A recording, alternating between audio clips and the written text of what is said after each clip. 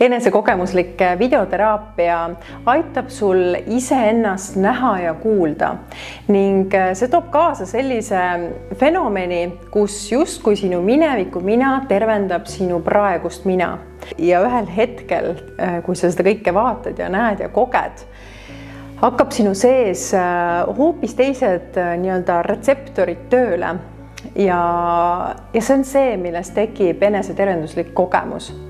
Meil on vaja iseennast maailmas kõige rohkem ning see on selline võib-olla, et hüppe justkui tundmatusse, aga see tundmatu oled tegelikult sina ise.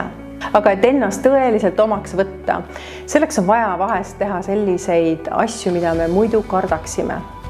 Ja kui sa nüüd vaatad endasse ja mõtled, et mina küll ei julgeks ekraanil midagi rääkida, siis tegelikult on see just see koht, kuhu tuleks tulla. Sellepärast, et mida sul on karta? Kas tõesti ainult iseennast?